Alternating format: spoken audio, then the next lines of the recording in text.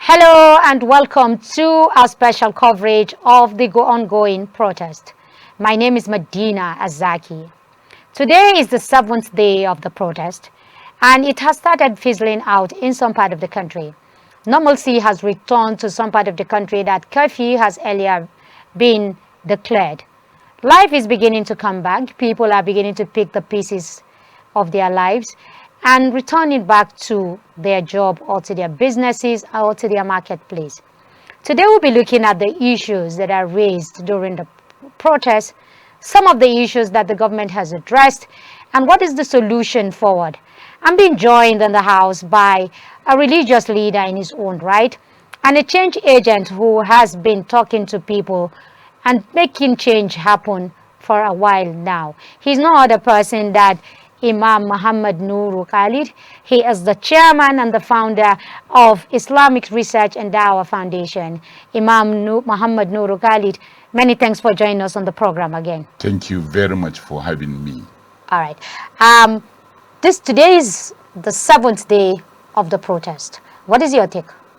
Well, my take is just so far so good because whatever way you look from and whatever direction you point at or you viewed the or you are viewing the protest from, you will understand that the youths Nigerians have sent a very strong message to the world, especially to the ruling party and the presidency, that yes, something is wrong in Nigeria and something must be done to curtail the problem.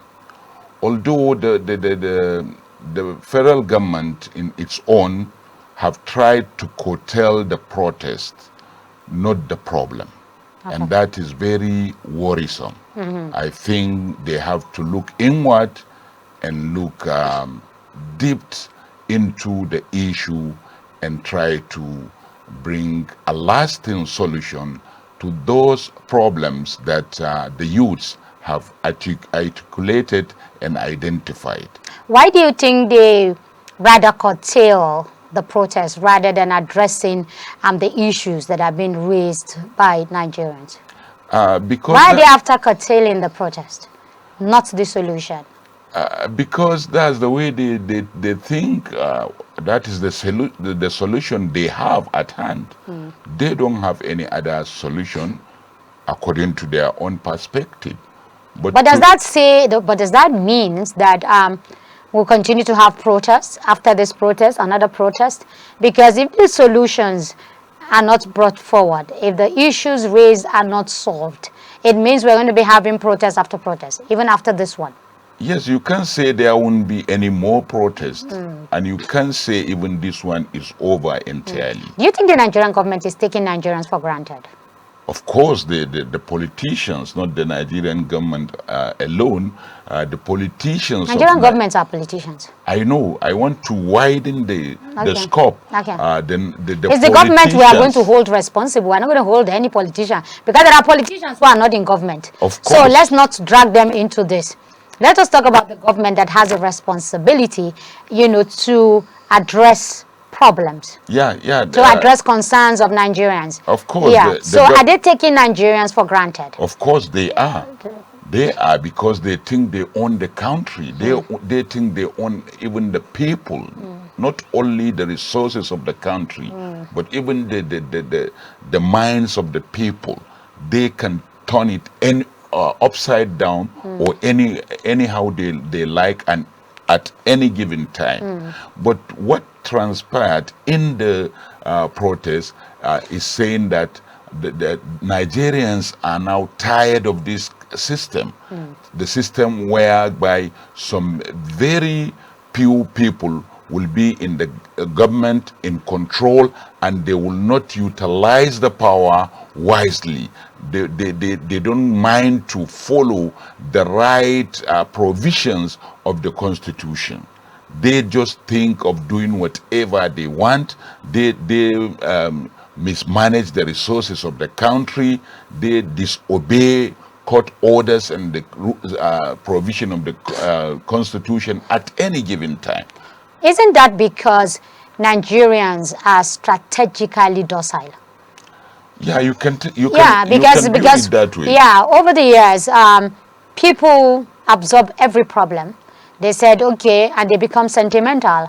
If a Hausa man is the president, his people will say, it's because our brother is there. That's why you are fighting him. If another man is there, the other side will say it's because our brother is there. So the sentiment and the docility of Nigerians over the years is what has made government across board begin to take people for granted and not take us serious. Yeah, because we lived for a long period of time in delusion and illusion, because we don't look at our situation seriously.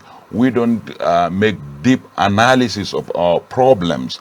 We incline to sectionalism, tribalism, and so-called faith. We strongly believe that if my section is in control, I can compromise everything. That is what transpired in the last 10 years or thereabout, when the last administration started to put Nigerians into hunger and poverty. But the northern part of the country, which have the larger population, are viewing it as if this is our government, so don't dare talk to the government that they were wrong in anything. So they accepted all the excesses. They compromise everything. They compromise their life. They compromise their happiness. They compromise their economy. They compromise everything. So now we are now coming out from that delusion and illusion. We are now trying to remove the mirage of our eyes to see things clearly, so that we understand what is happening. So when we understand that we are in problem, we have nobody to point our fingers to, accusing fingers to, except the present administration. And that is what happened. But do you think the hunger protest in any way, has it unified Nigerians? Has it taken away that sentimentality and the docility that we've always had? Do you think this hunger protest in a way has brought Nigerians together? When you look at the some section of the country who did not even participate in the protest. No, we cannot say we have gotten what we need in this country of unity. One part of the country or two parts of the country clearly said it is not their problem. They will not be part of the protest. Of course. And that is this unity. And you know what we need now in Nigeria most is unity. First, let's unite ourselves, then identify our problems, and know how to How do we unite? Because we've been talking about this unity for decades.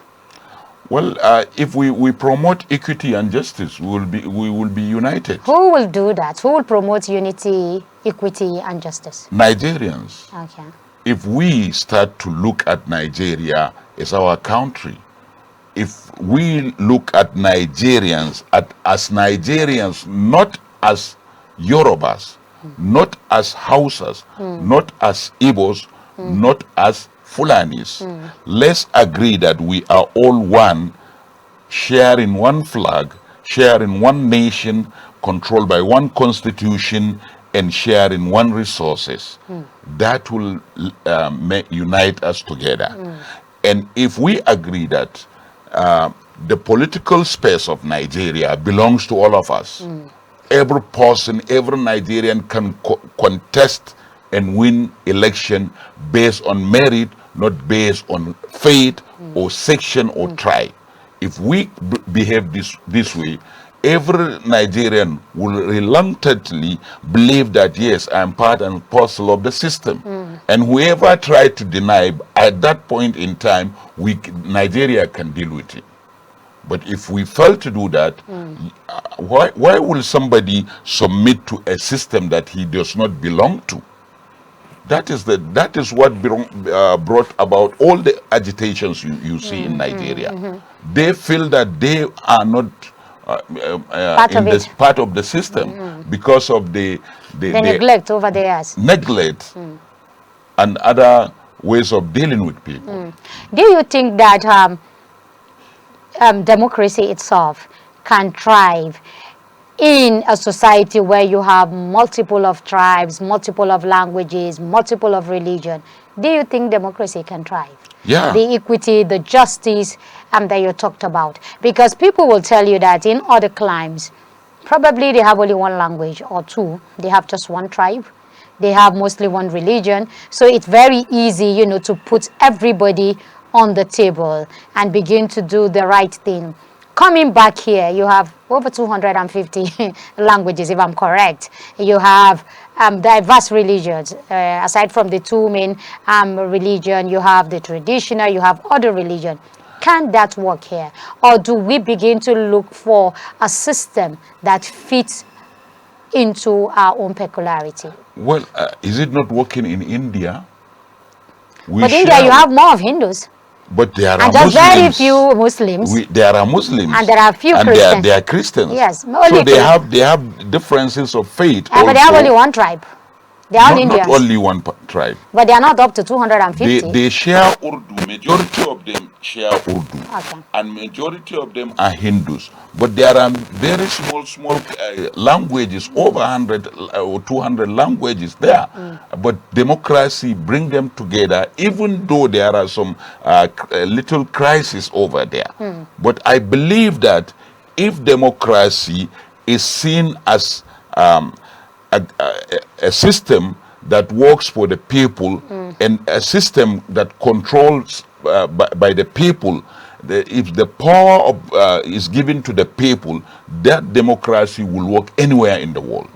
If democracy is meant for development, if democracy is used for development, it will work anywhere in the world. But if it does not have that justice, that system of unity, that system of equity, that system of sharing and caring, then it's any system you bring to Nigeria, if there is no justice, it will not work.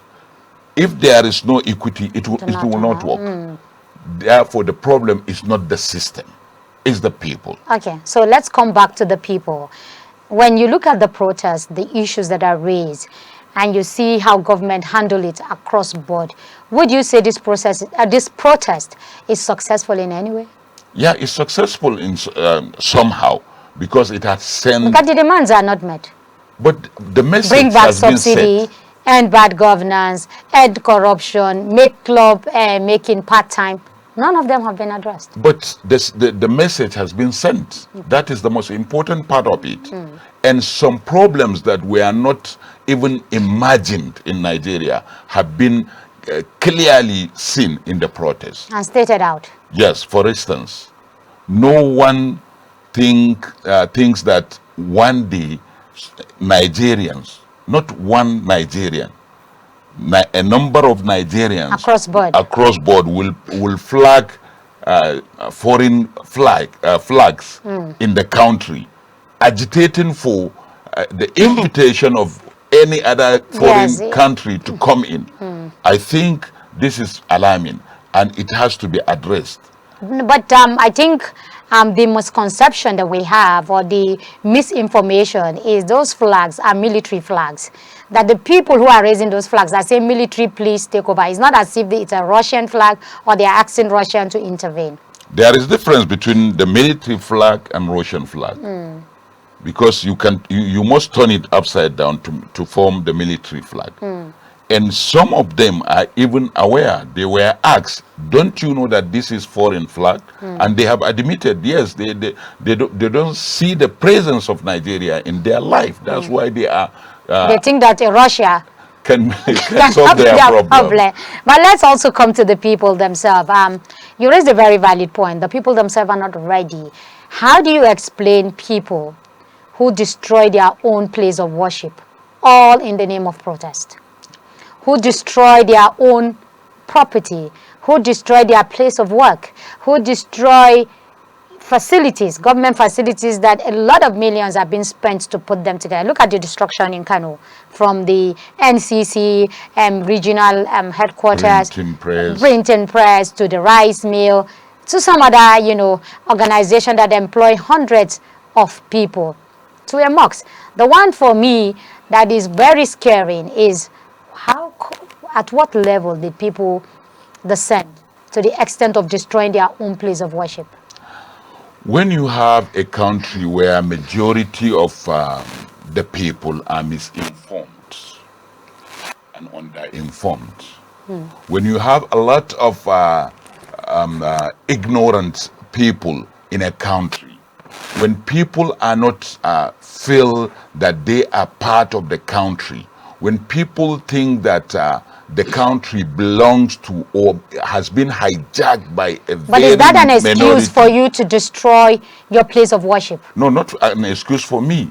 No, I'm talking about the people who destroyed it. Is that an excuse? No, because that you are neglected, you are not part of the system, the country has failed you, does not give you the right to go and destroy your place of worship. That's why I did not destroy anything, and I did not encourage anybody to do. No, I'm talking about the people who did that. Because I am informed. Yeah. Because I am knowledgeable. You are informed. You are knowledgeable. That is why you understand the importance of public property. You understand the importance of the country. But those people think that they hate everybody.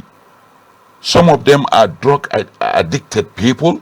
Some of them are young children that were dropped out from the school, that they were prevented from education. They don't have sense of belonging. They don't have family to go back to. Some of them are hungry to the extent that they lose their minds. They don't know what to do. They don't know where to go. We must face the reality that yes, they were wrong, but they have been wronged before they become but let's go to the reality, the stark reality. Yeah. The stark reality is that in the northern part of the country, the Almajiri system that we've been practicing for a very long time, yes, it has its own prospect, it has its own advantage. It has also brought about very good, excellent people. But what we have today is no longer the Almajiri system that we used to have, that entrenches values, that entrenches, civility and all of that. What we have today is a conglomeration of people who just go about doing what they like. Is it not high time that Northerners begin to think? Because I do know during President Jonathan's administration, there was so much done in trying to revive or reform the Almajiri system. Yeah, I think one of the lessons we have learned from the protest is that the North is not ready in facing the problems of this country. The North is not ready. It's not ready. There wasn't any leadership there is no leadership in the North. The people of the majority of the youths in the North don't even know what to do. They don't even understand the difference between riot and protest. The difference between peaceful protest and violent protest. Originally, the protest was designed to be a peaceful one, so that a strong message will be sent to the government, so that people will understand what they need and it must be given to them. But unfortunately, we have seen young people dragging even properties from the vehicle of the police. A kind of police vehicle was even hijacked by the people. The protesters. The protesters. But I trust that policeman, the driver of that vehicle, because he did what is good. If not, many lives will be lost at that instance. So why are the youths in the north behaving that way? Whose responsibility is it to enlighten those youth and educate them and tell them how to go about the protest? Yes, the political leadership lost steam because the protest is against the political leadership. So no governor or no senator will come out to say, if you are going on a protest, this is the do's and these are the don'ts. So whose responsibility is it that would have guided this youth? This is a responsibility, a responsibility that is known as collective responsibility. It is all our duty. The women, the elites, the leaders, the followers, the elders, especially the mosque. We have a lot to do in changing the narratives of Al-Majiri system. It is a shame for us that In 21st century. that former President Jonathan Ebele Goodluck had started the Al-Majiri system. Although at the late administration of President Muhammadu Buhari, he signed the law of creating the out-of-school child and Al-Majiri, what do you call it? He did well in that, but it is a failure not to continue with the system of Jonathan at the beginning of his administration. And now, what is that commission doing? We don't even know how far it has gone. Yes, because there's a commission on the Al-Majiri now. Yes. And a secretary is being appointed, a chief executive is being appointed. Yes. So maybe one of these days we'll bring him here and let him tell us exactly how he intends, to reform the system. But that is one man with one commission. Yeah. So it still boils down to us as a people. Are we going to even accept it in the first place? Because that's a big problem. Because today, if you talk about eradicating the Al-Majiri system, I'm sure the kind of protest you are going to face from all quarters. It's not supposed to be eradicated in the first place. Okay.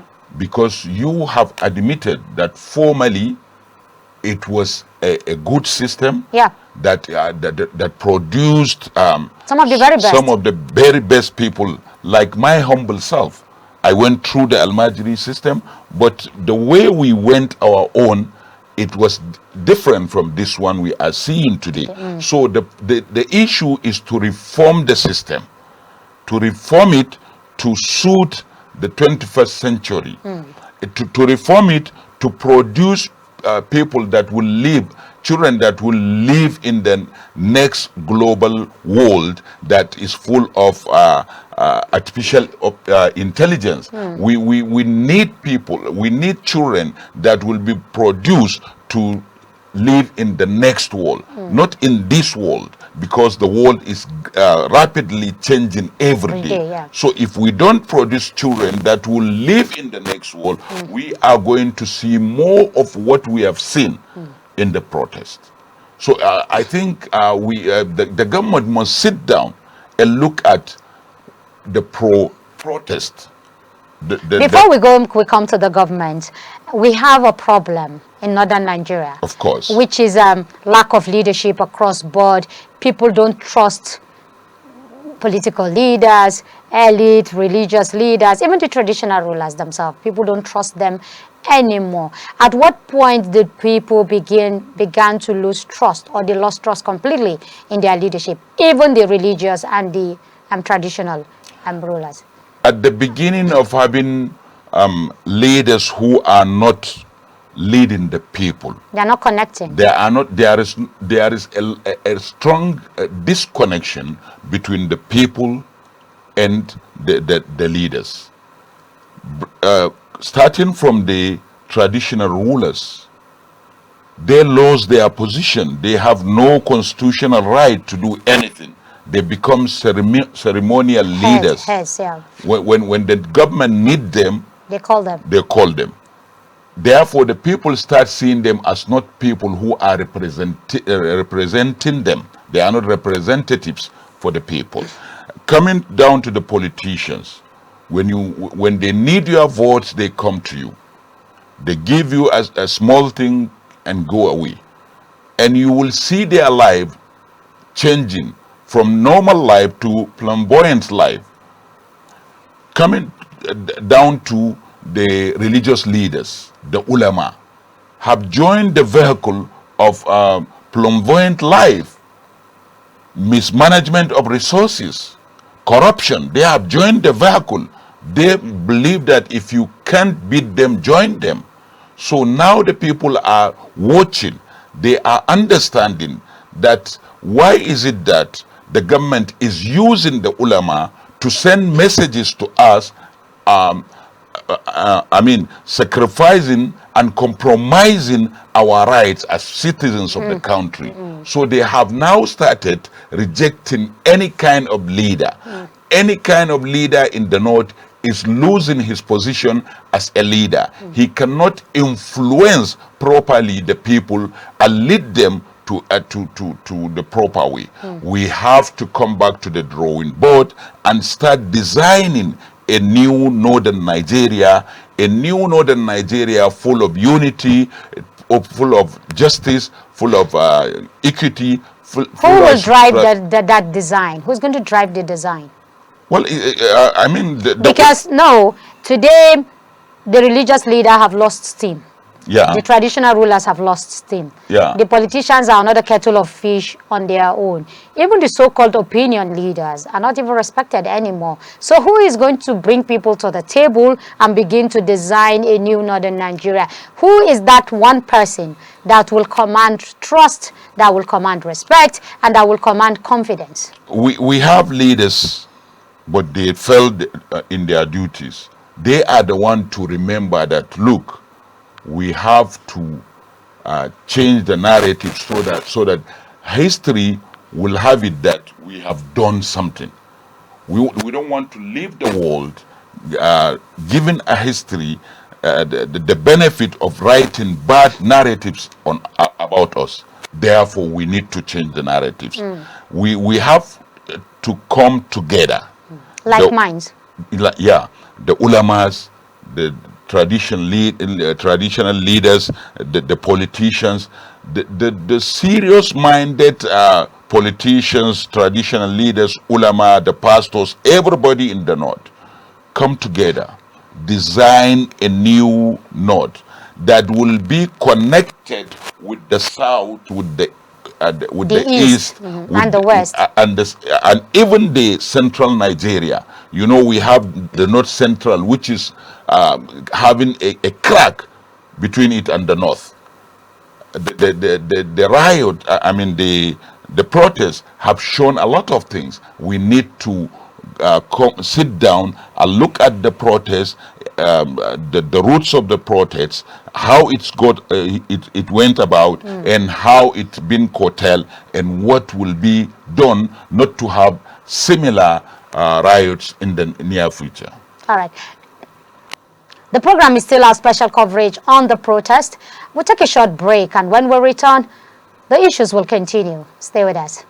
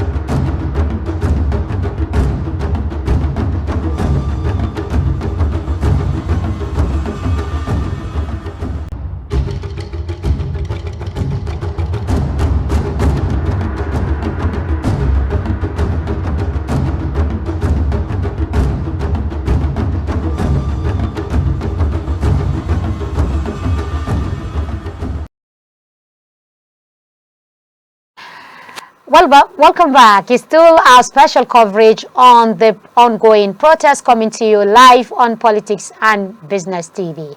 I still have Imam Nuru Khalid, who is the chairman and the founder Islamic Research and Dawah Foundation. I'll be talking about how we lost our value system and the need for us to come together to begin to design a new northern Nigerian that connects with every part of the country for our own sanity and for our own safety and for our own development. But let me ask you this question. Yeah. When did religious leader became so materialistic that they began to live flamboyant life? I know you since 2010, and I know you the way you are. You have not changed. But what really happened? Well, it is a belief, a kind of understanding. I look at being an imam or being an Islamic scholar is a service to the people. Prophet Yusuf alayhi salam, or Joseph, went to Egypt as a servant. He was sold and later went to the prison and came out to become a leader in the Egypt. At his time, leaders were moving on the shoulders of people. They call it moving stick. But Yusuf started changing that narratives by saying, I did not come to live on the shoulders of the citizens, but I'm here to remove burdens from the shoulders of the citizens. So that is what we expect the religious leaders to do, to tell or to practicalize a system that will give them a kind of difference between them and the political elites who are living on the shoulders of the people. But what we see now is if the governor is moving in a convoy of 10 cars, another imam will try to behave that way. Imitate the governor. Imitate the governor. And show the governor that he has crowd. Yeah, at the expense of his followers, Yeah. who can really afford 3 square miles. So you can see, if we agree to change our system or to modify our system or reduce the flamboyant life we are living, I think the connection between us and the followers will emerge and be restored. Okay, it's good that you talked about connecting with followers. When people go to the mosque every day for a sermon, and what kind of messages do we expect them to get? Because the kind of messages that come out from this religious leader mostly has to do with a husband and wife issue, with women issues, and all of that. You don't find them speaking truth to power. You don't find them talking about development, self-development. You don't find them talking about entrepreneurship. Yeah, I think we need to reform the member by showing that it is a wholesome message that will tackle the arising issues in the society. It was said to us during our training that if you become an imam, you have not to write your sermon until on the evening of Thursday, some hours before you go to the mosque, Okay. so that you write sermon about arising issues. We also have to look at the masjids as a global space, because the world is become globalized day in, day out. If we start looking at the masjid as a local place, the mosque as a local place that is living in only the area, and the message is given to those people, we cannot solve the family problems, we cannot solve the communal problem, we cannot solve the societal problem, we cannot look at the economic changes in the world and reform our society into a society that is productive, that a society that is proactive, a society that is economically dependent, a society that is entrepreneurship oriented. we cannot do that without being, very social and very understandable.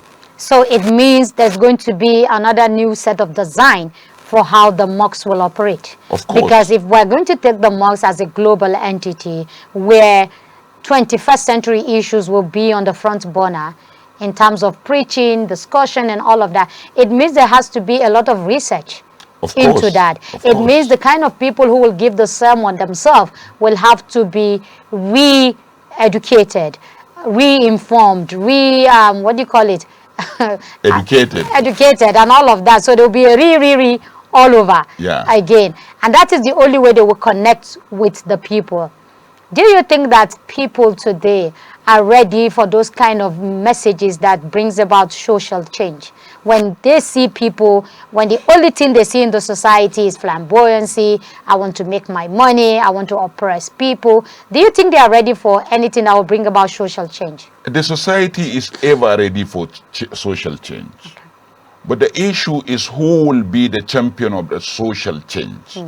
And social change begins with some few people having in mind that we need to change our society, having in mind that we are actors of change, having in mind that we have something to offer to the society.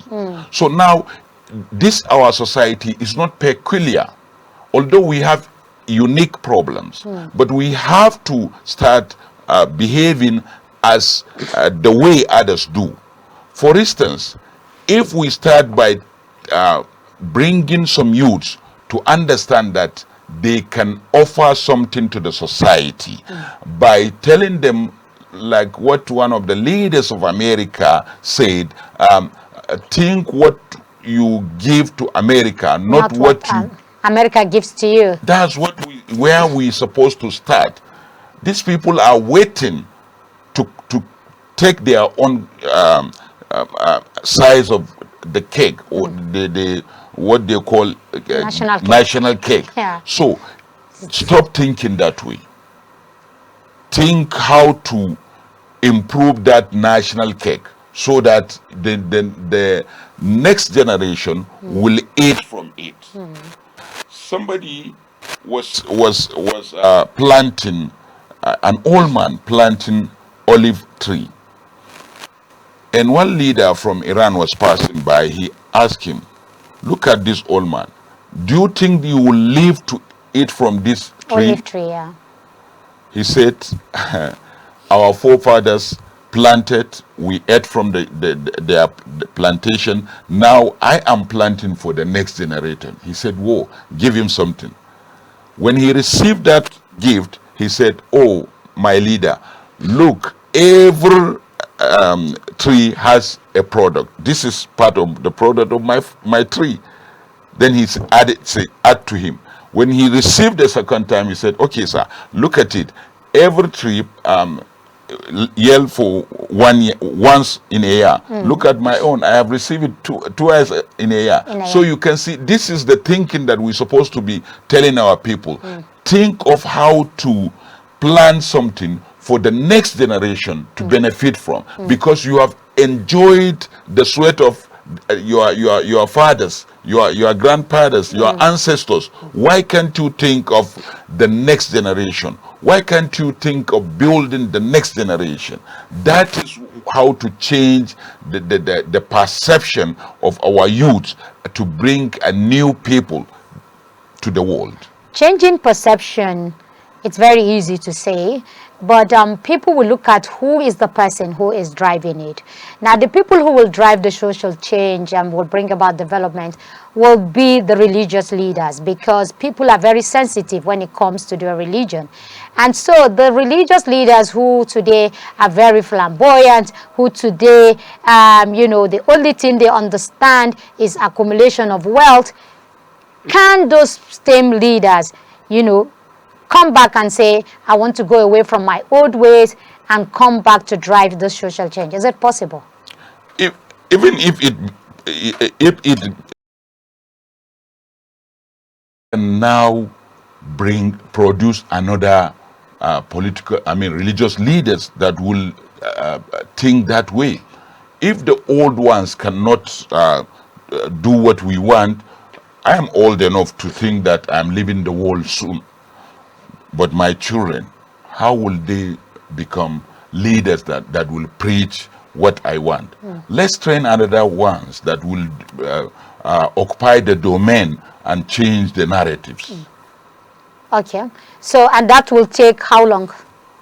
Well, we cannot perceive.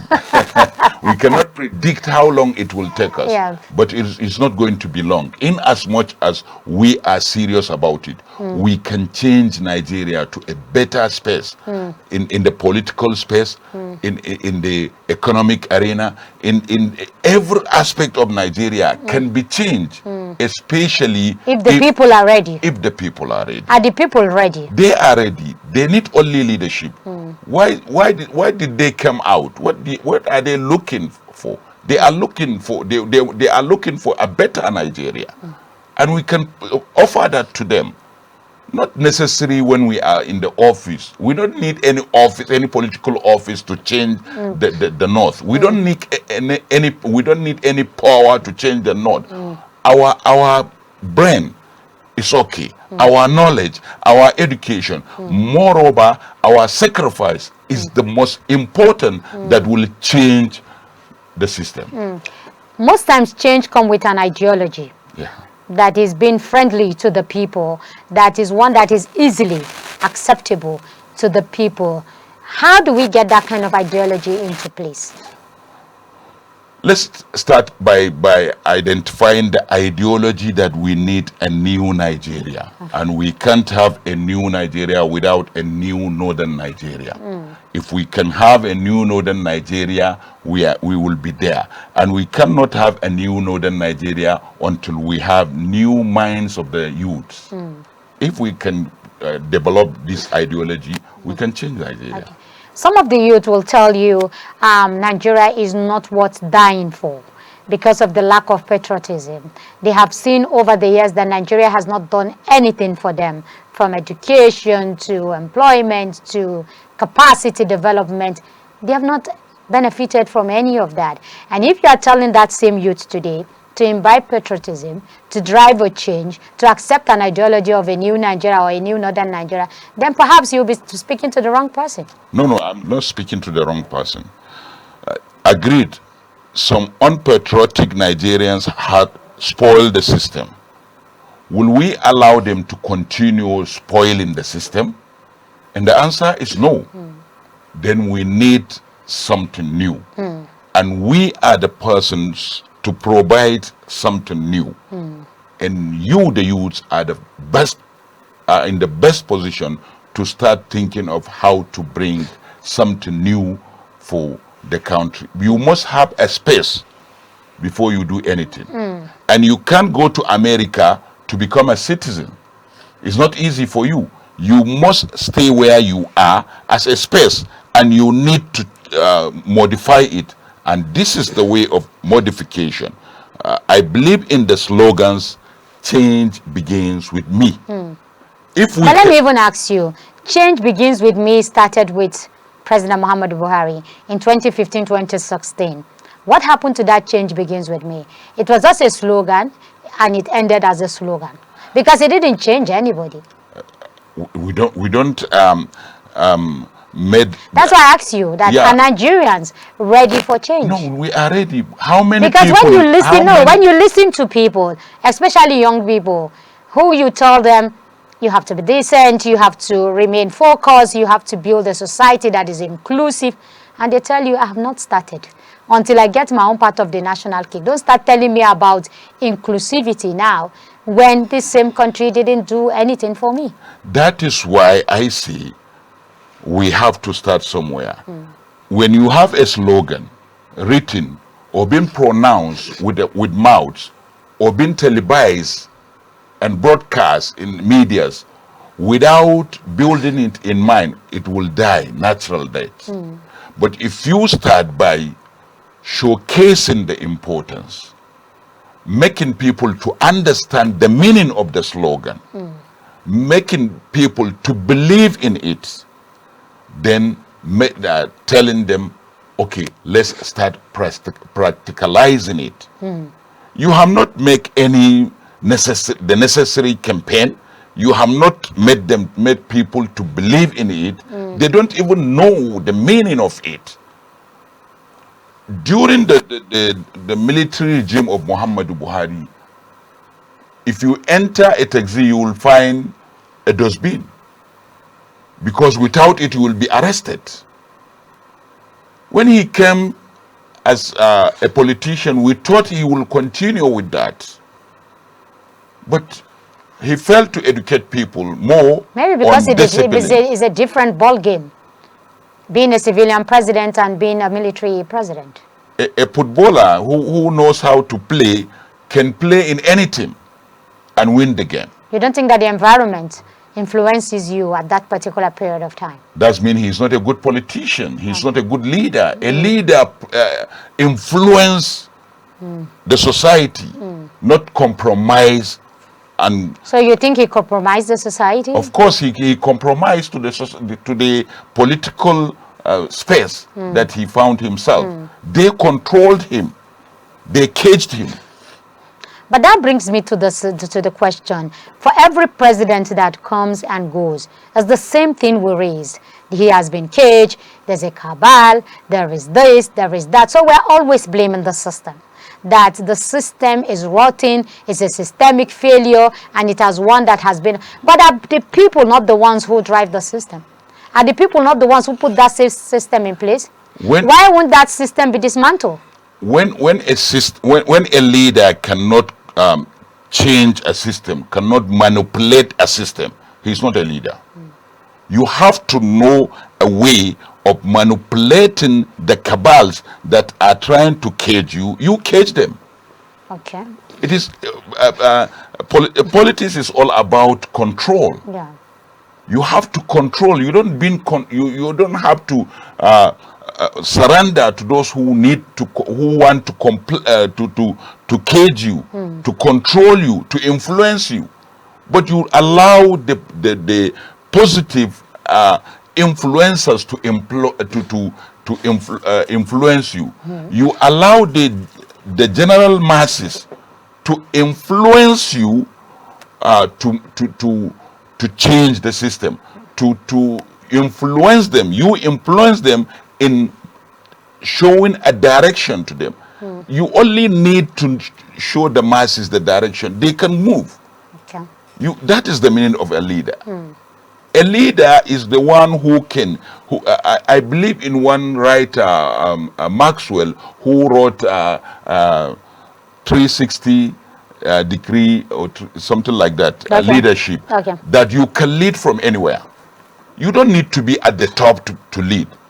You need to influence. You need to show the way. So what we are lacking now are influencers. We don't have influencers. Well, you just have leaders. We have so-called leaders.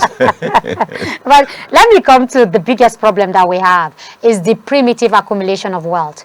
It is one that has eroded our value system. It is one that has destroyed our religious and traditional institution. How do we do away with this primitive accumulation of wealth that is driving everybody crazy?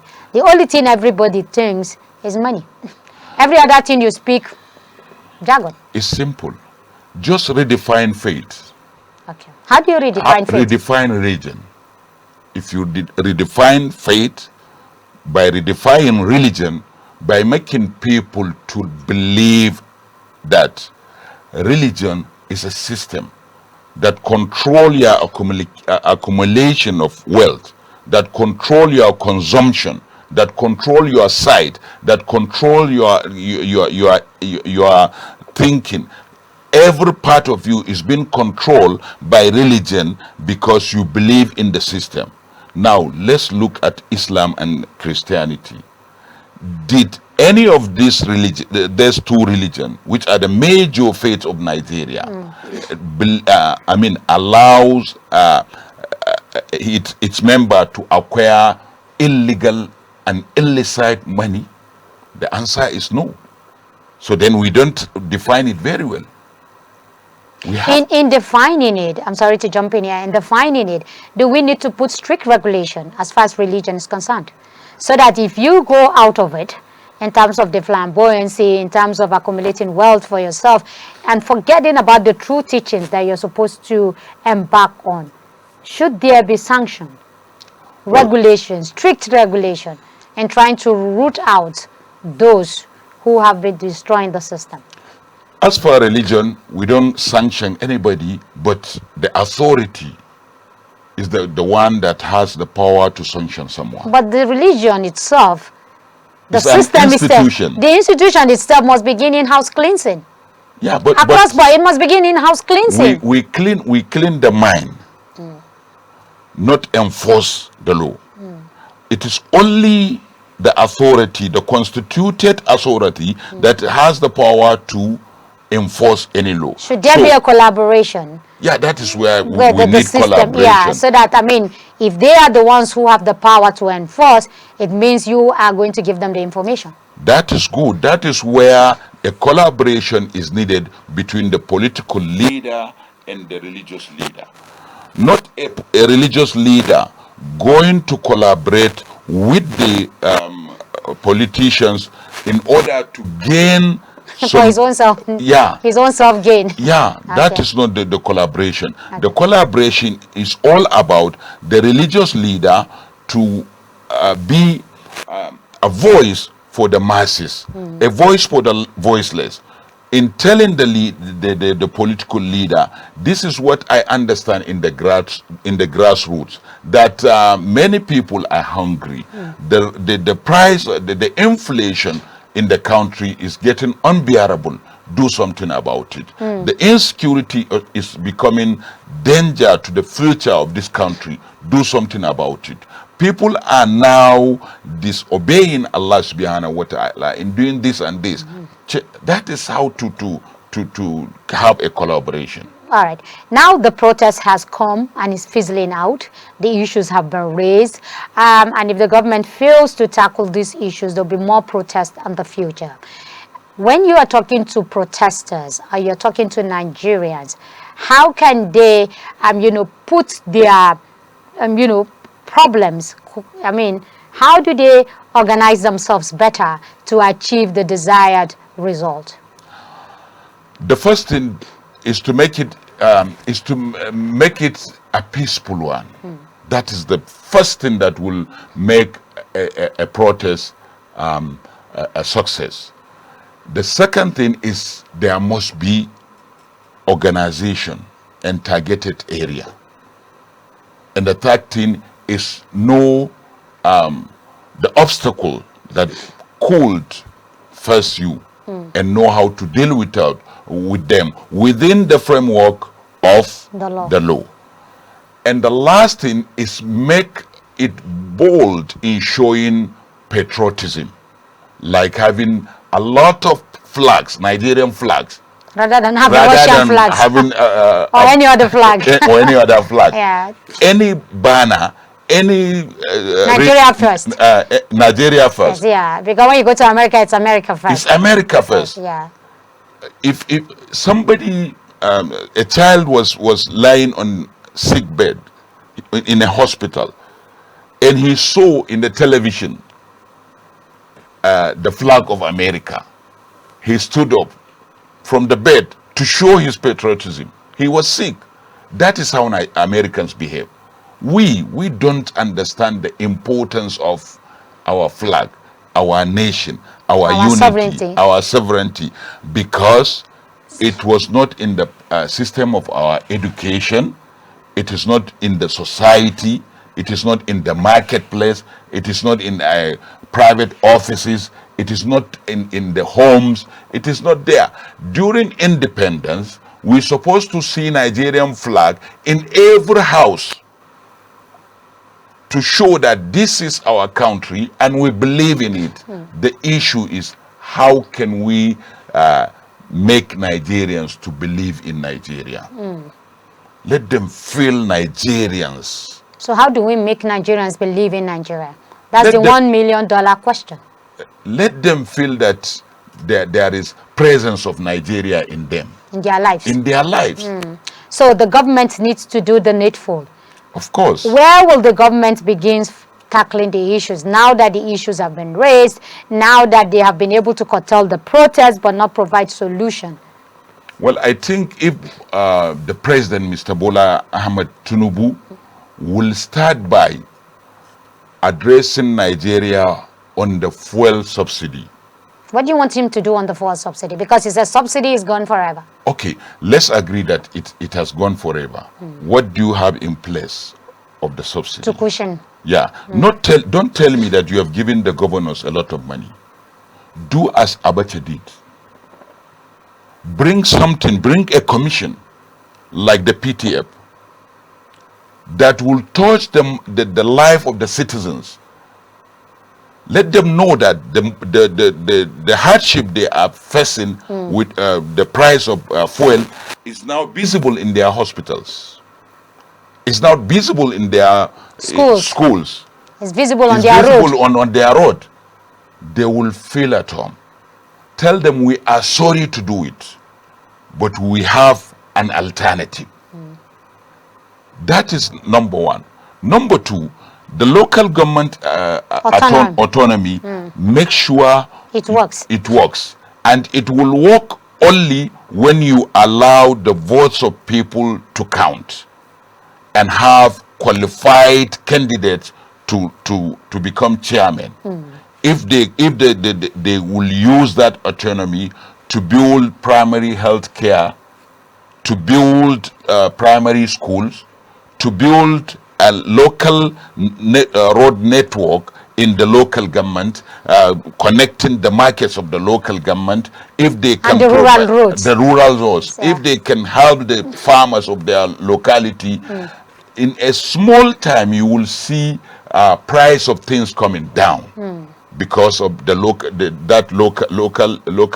governments have been improving, they are moving very well. Okay. But if not, it will be waste, because those at the top will manipulate the local government election, and they will put their boys there to be collecting back what they call as a kickback from the chairman of the local government, and the local government would only pay salaries. And if they cannot pay, if they can only pay salaries, it will be within some little people. That is how to do. And that is what we should try and avoid. Of course. Yeah, but there are people who also say, as we're rounding up, that subsidies all over the world are being paid. In America, you have energy security. The American government will do everything possible to make sure that the price of energy doesn't rise. Otherwise, the president will not win election. Same thing with China. So this misconception that subsidy is for a cabal, it's something that has made us become blind to the fact that subsidy on energy is an oxygen for the masses. Yeah, you know why we succumb to that? Is because now subsidy is removed and given to governors, and here we are shouting. Yeah, because we don't understand the power of the people, that we control our votes. If we can protect our votes, if we can vote wisely, if we can resist receiving anything from the politicians, yes, we can do it. I think we need to do away with Indomie voting, spaghetti voting. That is the problem. Money for soup voting, and all of that. Yes. He said it, that nobody funded his campaign. Now he funded it himself. With his money. So, and the question will be, where did he get the money from? And that is when you go to the EFCC and ask the chairman. Imam Muhammad Nuru Khalid, Chairman, Founder, Islamic Research and Dawah Foundation. Always a pleasure talking to you. I do know that I'm redesigning a new northern Nigeria that connects with every part of Nigeria as a project that will have to, beam our satellite on, and the discussion will continue until we get to that point. I must thank you so much for your time as always. Thank you for having me. All right. And that is the size of our package on today's special coverage of the ongoing protest. And do join us tomorrow for another package. From me, Medina Zaki, and the whole team here, it's bye for now.